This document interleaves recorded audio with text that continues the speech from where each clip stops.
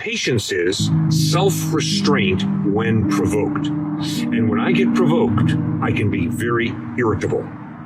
But Jesus sets us up to grow in patience when he says, if someone strikes you on the right cheek, turn to them the other also.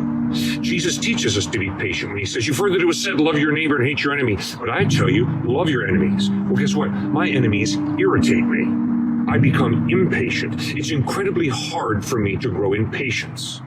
And that's why also the Apostle Paul writes in Romans chapter 12, do not be overcome by evil, but overcome evil with good. You see, that means patience is not weakness. Patience is not apathy. Patience is not resignation to the inevitable.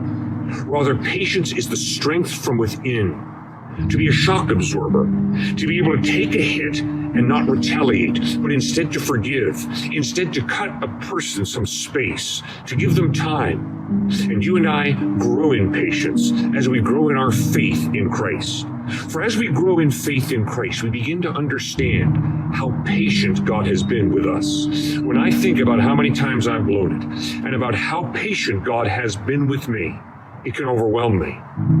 And when I experience the patience, the grace, the love of Jesus Christ, that begins to change me from an impatient person into a patient person. You see, it's too easy for me to get to the end of my rope, but it's not possible to get to the end of your hope when your hope is in Christ. When your hope is ultimately in yourself, then when you get to the end of the rope, of your rope, you are at the end of your hope. But when you put your faith in Christ, you know that he has eternity out there for you. And then that helps you become patient. So instead of flying off the handle and being irritable and being impatient, you begin to grow in patience, in self-restraint with those who provoke you.